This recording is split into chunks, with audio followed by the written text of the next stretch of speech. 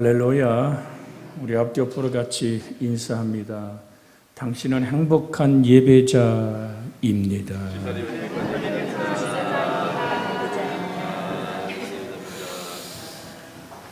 인간의 최고의 언어가 있다면 그것은 예배입니다. 하나님을 향한 우리의 고백들을 하나님은 흠양하시고 우리의 인생에 복을 더하시기를 원하십니다. 오늘 본문의 말씀을 우리가 여러 주 같이 읽으며 오늘 나누고자 하는 제목을 따로 붙인다면 때를 아는 마귀의 시험이란 말입니다. 예수님이 기막힌 40일 금식 기간 동안 하나님과 깊은 영적 교제를 갖고 난 후에 얻은 결론은 무엇일까요? 한마디로 표현하면 배고팠다는 사실입니다. 마태복음 4장 2절에 있는 말씀 우리가 읽었습니다마는 40일을 밤낮으로 금식하신 후에 줄이신지라. 무슨 특별한 환상을 보았다거나 능력에 놀라운 것들이 폭발적으로 나타났다고 얘기하지 않습니다. 줄이신지라. 배고팠다. 배고프면 먹을 것밖에 생각이 안 납니다. 먹을 수 없게 되었을 때 먹을 수 있었던 것을 감사하게 됩니다. 육체보다 영혼이 중요하다는 생각을 하게 됩니다. 그리고 굶고 있는 사람들을 불쌍히 여기는 마음이 생기기 시작하는 것입니다. 여러분, 지금도 지구촌에 82억 가까운 인구가 살아가는데요. 한 해 동안 먹을 것이 없어 굶어 죽는 사람이 3억 명 정도가 됩니다. 우리가 너무 많은 것들을 먹고 나누기에 음식 쓰레기물들이 날마다 쓰레기차가 실어갈 수밖에 없는 우리의 환경, 언제부터 그랬던가요? 정말 육체적으로 고통을 겪으며 영적으로 강해지는 것은 맞습니다. 금식하고 하면 배고픈 사람들을 더 많이 이해하고 어려운 사람들을 더 긍휼히 여기게 됩니다. 자기가 배고파 봐야 남 배고픈 것을 이해하기 때문입니다. 중요한 것은 다른 사람의 배고픈 것을 이해하고 인간의 육신이 아무것도 아니라는 것을 깨닫는 겁니다. 이것이 좀 더 하나님 마음속에 가까이 들어가는 길입니다. 우리 저번 주에 주님의 기뻐하는 금식이 뭐라고 우린 읽었습니까? 줄인 자에게 내 심정을 동하며 괴로워하는 자의 심정을 만족케 하면 내 빛이 흑암 중에 떠올라 내 어둠이 낮과 같이 들 것이니 여호와가 너를 항상 인도하여 메마른 곳에서 내 영혼을 만족케 하며 내 뼈를 견고케 하리니 너는 물된 동산 같겠고 물이 끊어지지 않은 샘 같을 것이라. 진정한 금식은 오늘 하나님 앞에서 나의 인생을 온전히 내어놓고 그 말씀에 이끌리는 삶, 그 평안이 여러분과 저를 만나기를 주의 이름으로 축복해 드립니다. 본문의 말씀을 통해 한 가지 더 깊이 생각할 주제가 있다면 그것은 성령의 인도를 받아 영적 훈련을 받을 때 꼭 마귀가 찾아와서 우리를 시험한다는 것입니다. 하나님은 하나님의 때에, 정확한 하나님의 때에 일합니다. 그런데 마귀도 역시 정확한 때에 일한다는 사실을 알아야만 합니다. 예수님께 다가와 첫 번째 시험이 뭡니까? 예수님의 줄인 배 배고픔을 알기에 돌을 떡으로 만들어 먹으라는 아주 확실한 아픔을 찌르고 다가오는 마귀의 시험을 우리는 성경 안에서 만납니다. 에베소 6장 12절에 보면 우리의 씨름은 혈과 육을 상대하는 것이 아니요 통치자들과 권세들과 이 어둠의 세상 주관자들과 하늘에 있는 악의 영들을 상대함이라. 우리의 싸움이 혈과 육을 상대하는 것이 아니다. 공중곳에 잡은 통치자들과 세상의 주관자들을, 하늘에 있는 악의 영들을 우리는 대적하며 싸워 일어나는 것입니다. 예수님께서 가장 시험받기 쉬울 때, 환경적으로 가장 불평할 수밖에 없을 때 가장 배고팠을 때 마귀는 정확한 시간을 잡아 유혹의 손길을 폈다는 사실을 잊지 마십시오. 사도행전 5장 3절로 4절에 보면 이런 사건이 등장합니다. 베드로가 이르되 아나니아야, 어찌하여 사단이 내 마음에 가득하여 네가 성령을 속이고 땅과 얼마를 감추었느냐. 땅이 그대로 있을 때에는 내 땅이 아니며 반 후에도 내 마음대로 할 수가 없더냐.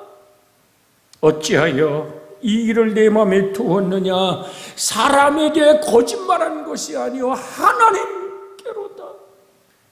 아나니와 삽비라가, 여러분, 바나바가 하늘 아버지 앞에 제산을 드려 온 교우들의 궁핍을 돌아보는 모든 사람이 칭찬하고 박수치는 모습을 보니까 육적으로 좀 배가 아팠어요. 그래서 누가 시키지도 않은데 우리 땅을 팔아 하나님께 바치겠습니다라고 그는 작정했고 땅을 팔았어요. 팔고 나고 그 돈을 다 하나님께 바치려고 생각해 보니까 좀 아까운 거예요.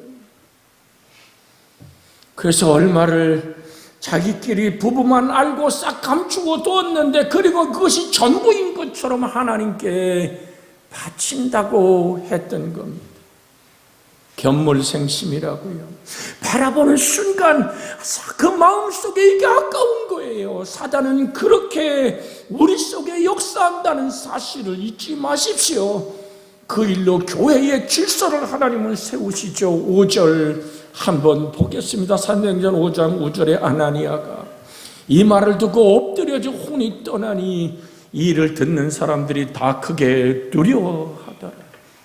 내가 지금 상대한 것은 인간이 아니야. 내 눈앞에 보이는 베드로, 모든 교우들에게 박수치고 칭찬받는 것만 생각해서 너희의 거짓말은 하나님을 향해서 지금 도전하고 거짓말한 거야. 그의 생명이 떠나버리죠.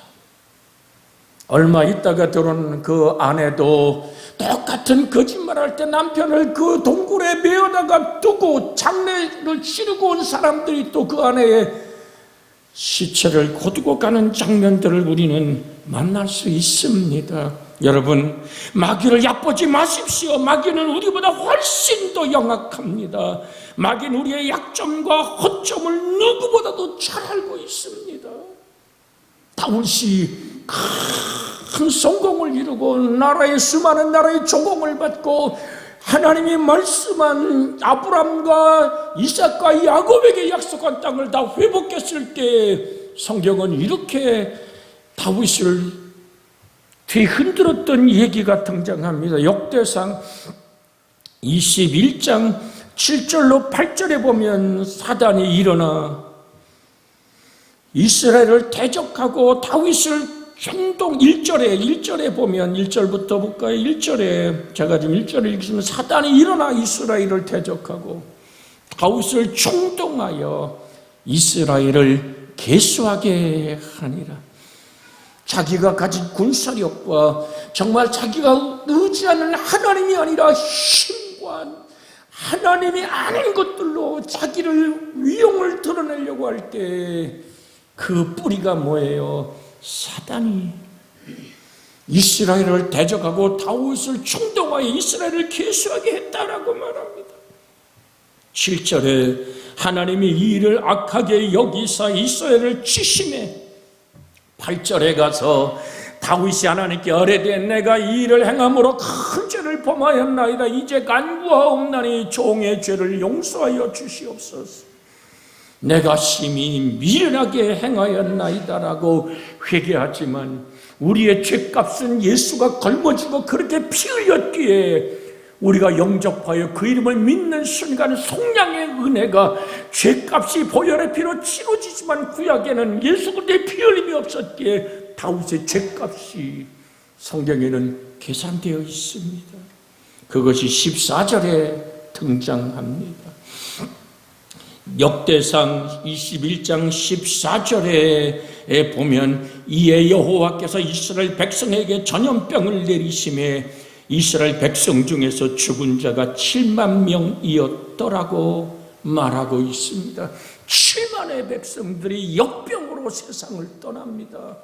이거는 어마어마한 한 도시가 없어진 지도자의 하나의 범죄가 하나님을 의지하지 않는 것에 대한 대가를 세 가지를 선택하라고 말할 때 빨리 끝나는 것을 다윗이 선택했지요. 사랑하는 여러분, 우리는 항상 기억하십시오. 요한복음 10장 10절에 분명히 말씀해 도둑이 오는 것은 도둑질하고 죽이고 멸망시키는 것뿐이요 내가 온 것은 양으로 생명을 얻게 하고 더 풍성히 얻게 하려는 것이라. 이 말씀을 마음에 새기기 원해서 화면에 떴기에 한번 같이 목소리가 내게 들리도록 읽습니다.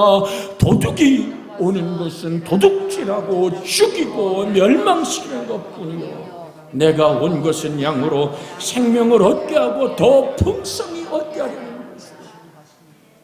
막한 마귀 사단 귀신은 도적놈입니다. 그들은 아무리 우리를 위한다 할지라도 도적질로 끝나고 죽음과 멸망으로 끝납니다.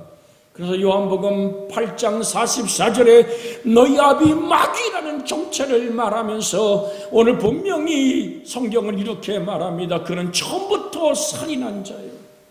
진리가 구속이 없고 거짓으로 말할 때마다 제 것으로 말하니 그는 거짓말자입니다.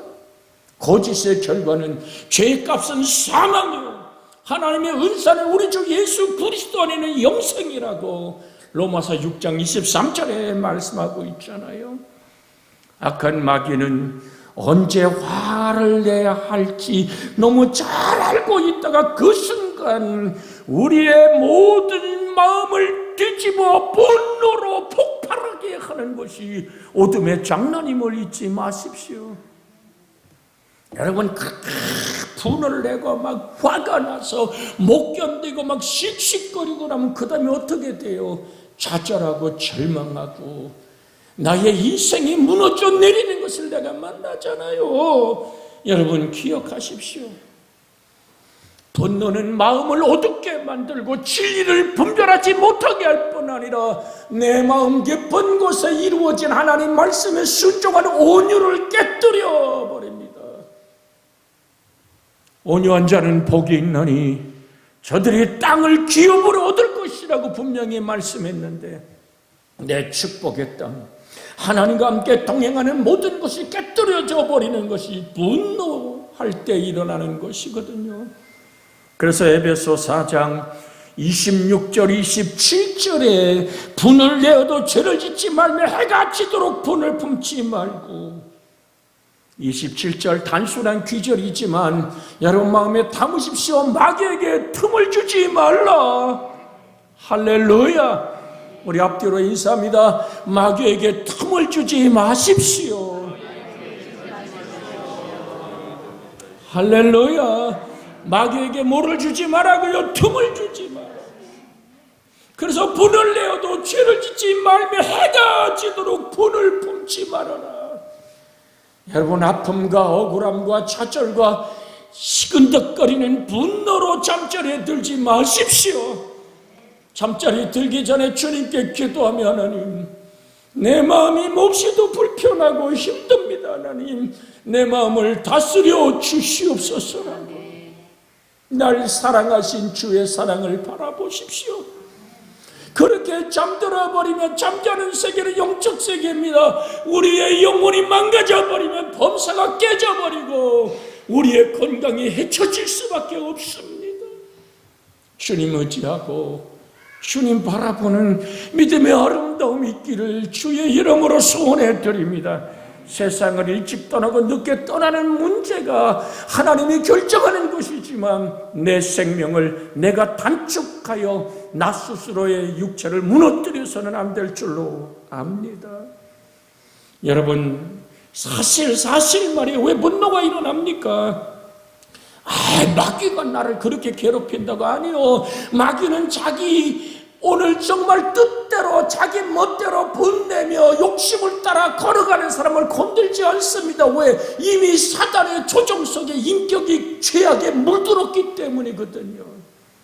그래서 나의 의지가, 나의 생각을, 나의 의지가 나의 모든 삶을 정말 흔들어 놓는 것임을 기억하시고, 그래서 주님은 우리에게 분명한 성경 말씀을 들려줍니다. 무릇 지킬 만한 것보다 더욱 내 마음을 지키라. 생명의 근원이 이에서 남이니라. 너희 안에 이 마음을 품으라. 곧 그리스도 예수의 마음이. 여러분, 마귀는 우리에게 가장 정확한 순간에 돈을 내밀고 정확한 순간에 쾌락을 내밀어 시험에 들게 만듭니다. 마귀는 우리가 넘어질 수 있는 그 시간까지 기다리고 있습니다. 함부로 덤벼들지 않습니다. 정확한 때에 우리를 공격하는 것이 마귀의 특성임을 잊지 마시기를 바랍니다. 그래서 주님은 베드로에게 이렇게 말씀한 적이 있습니다. 누가복음 22장 31절 32절에 보면 시몬아 사단이 너를 밀가부르듯 하려고 요구하였으나, 주님은 32절에 이렇게 말씀합니다. 같이 한번 읽어볼까요? 그러나 내가 너를 위하여 내 믿음이 떨어지지 않기를 기도하였노니 너는 돌이킨 후에 내 형제를 굳세게 하라. 시몬만을 위하여, 베드로만을 위하여 주님이 내 믿음이 떨어지지 않도록 기도하실까요? 로마서 8장 이 34절에 보면 우리 주님은 지금도 여러분과 저를 위하여 간구하시는 부활의 주님임을 알 수 있습니다. 누가 정죄하리요?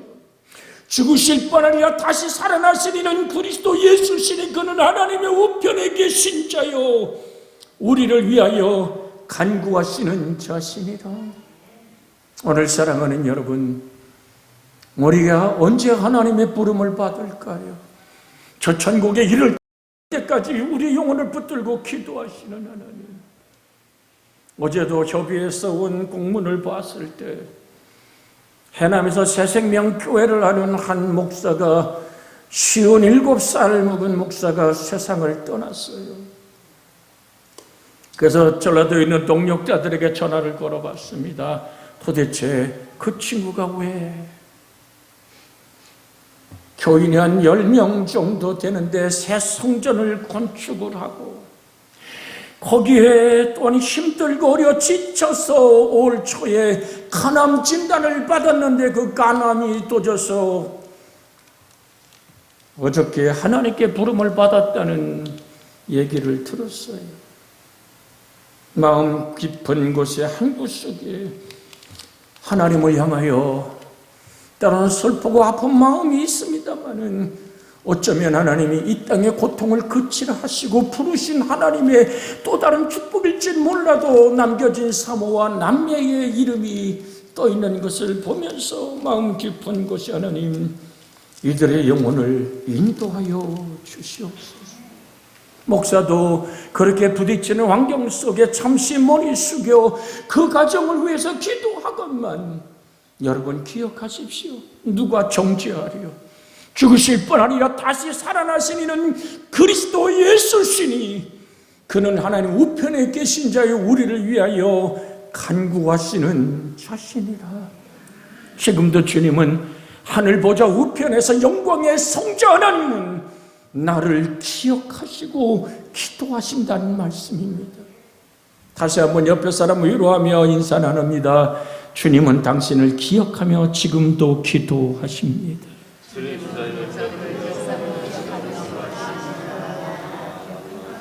여러분 기억하십시오. 나는 누구를 위해 기도합니까?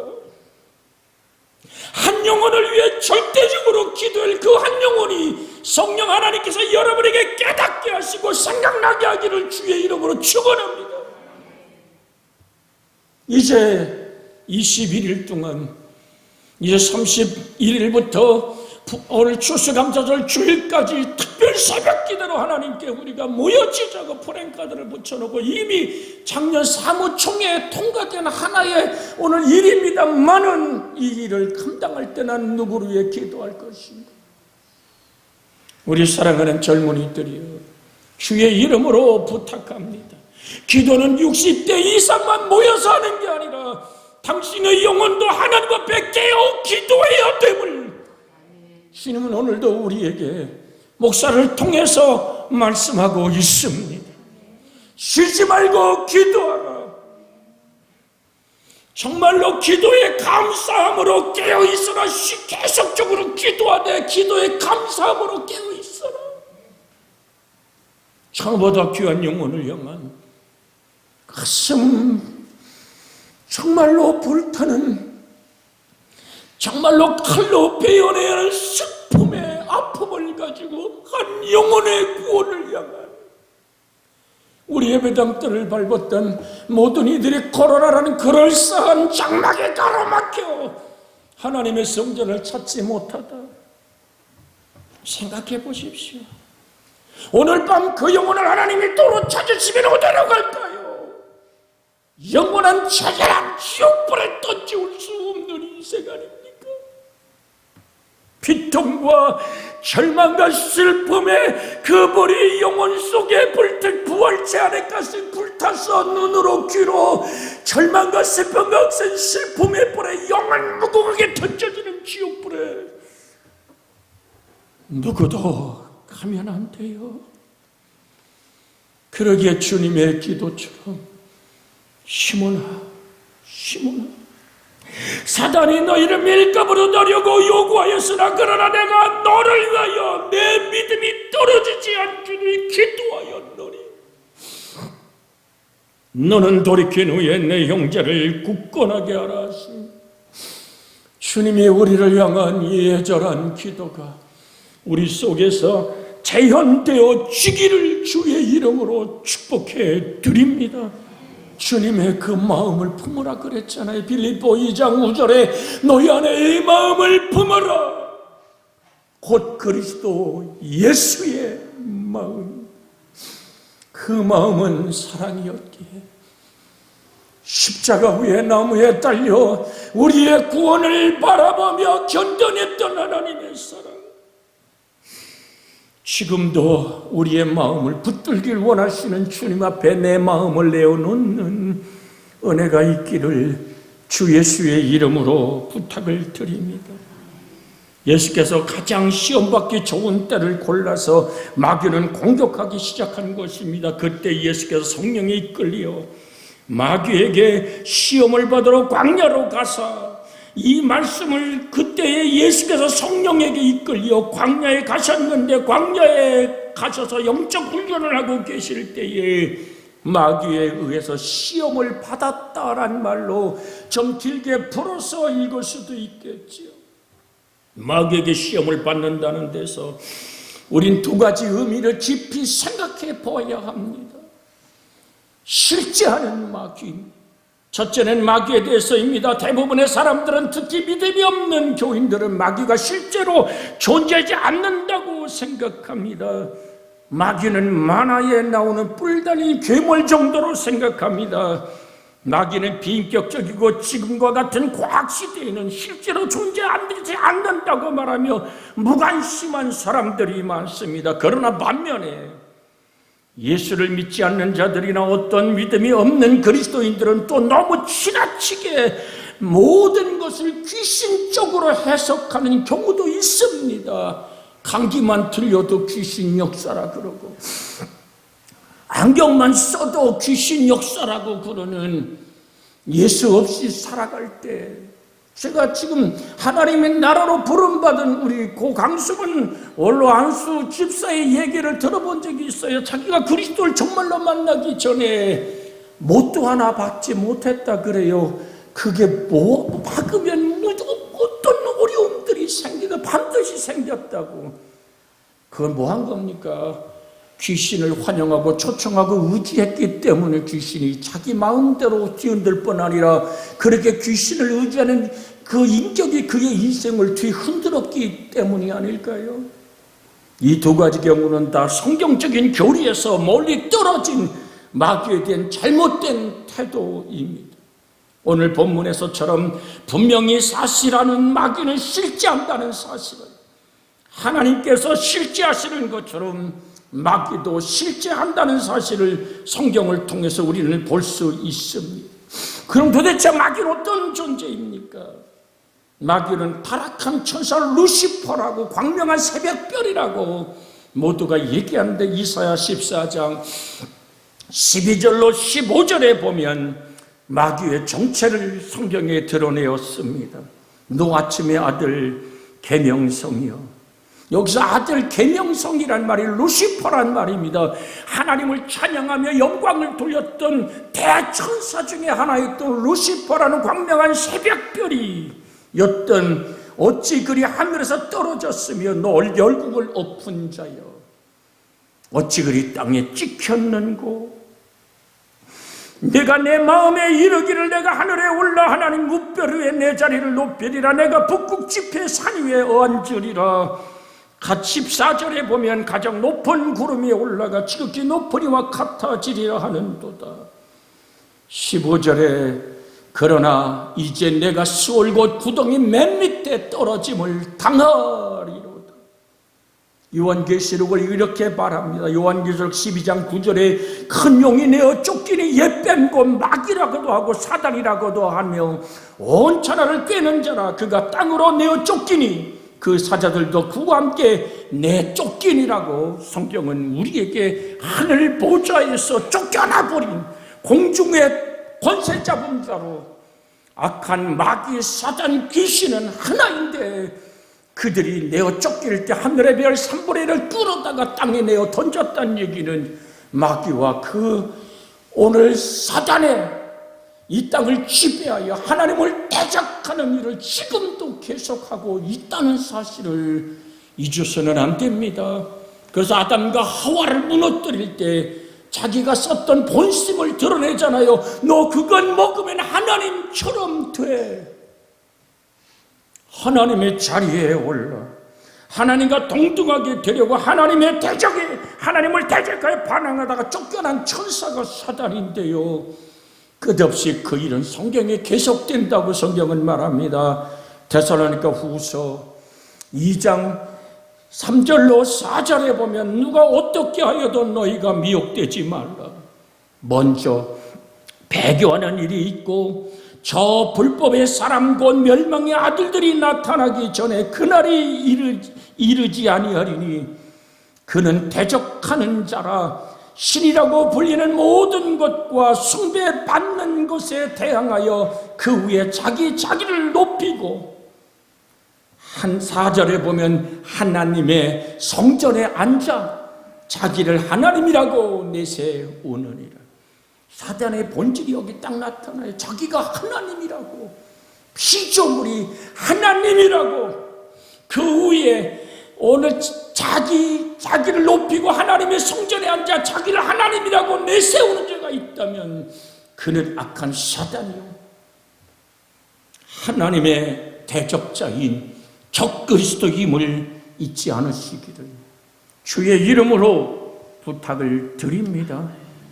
저 문선명이가 그랬고, 박태선이가 그랬고, 이만희가 그러고, 저 오늘 안상홍이라는 세상 떴습니다만 그의 부인 장길자가 지금 하나님 어머니 교회라고 얘기하며 세상을 미혹하며 그들이 하나님의 자리에 올라 자기만이 하나님이라고 주장하는 피조물의 어리석은 일들이, 천둥번개라고 하여 중국 땅에 자기가 자칭 재림 예수라고 하는 그 사람도 이미 세상을 떠났지요. 어느 이단 교주들이 부활했단 말입니까?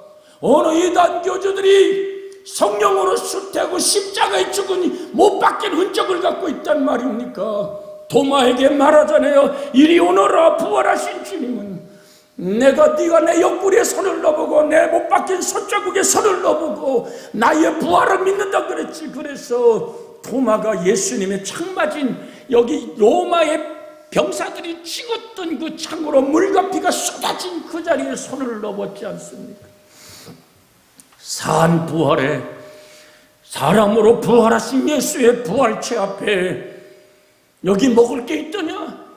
부활하신 주님은 생선 한 토막을 나눠 잡술 뿐 아니라 갈릴리 해변에서 제자들과 대화하며 떡과 물고기를 구워 식탁을 나눴던 그 예수의 부활의 승리, 죽음을 이긴 자의 승리의 영광이 우리 주 예수 그리스도만이 구원이요 길과 진리요 생명이심을 우리에게 말씀하고 있습니다.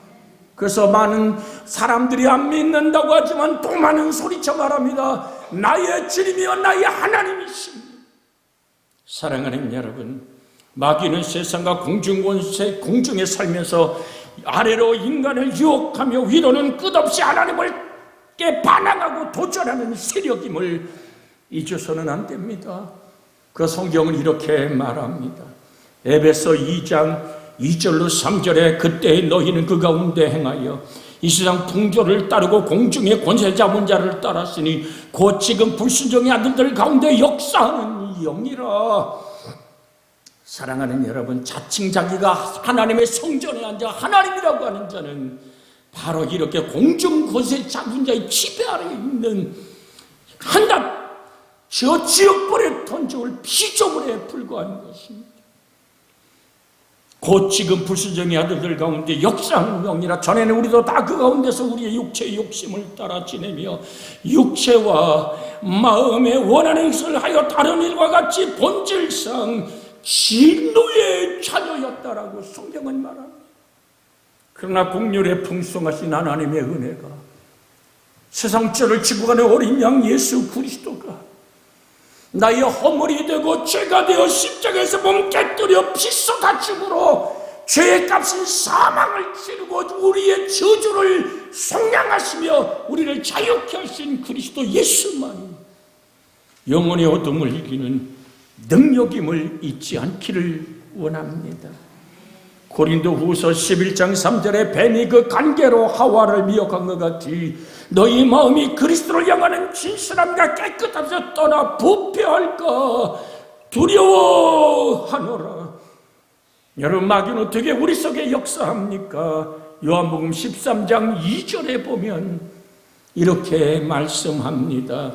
오늘은 여기까지만 말씀하고 다음 주에 이어서 나누겠습니다마는 마귀가 벌써 시몬의 아들 가룟 유다의 마음에 예수를 팔려는 생각을 넣었더라. 악한 사단은 우리의 생각을 점령합니다. 제가 여러분에게 수없이 드렸던 말씀이 생각은 종이 한 장 같다. 그 생각에 절대로 뭐하지 마라, 동의하지 말라고 여러분에게 늘 말씀을 드렸습니다. 생각은 종이 한 장 같은 거예요. 이 생각이 악한 마귀가 가룟 유다의 생각 속에 예수의 팔 생각을 넣었습니다. 생각이 왔을 때 내 의지적으로 거부하며 찢어질 수 있습니다. 동의하지 않으면 이것은 아무 힘이 없이 사라지게 되어 있습니다. 그런데 말이에요, 가룟 유다처럼 그 생각을 마음에 받아들이고 동의하는 순간 이렇게 강해져서 내 힘으로 어떻게 할 수 없는 내 마음을 정말로 지배해버린다는 사실을 기억하고 너를 지킬 만한 것보다 더욱 내 마음을 지키라. 생명이 근원이 이에서 남이니라. 합심하여 같이 기도합니다. 주여, 자비하신 하나님, 우리는 오늘도 악한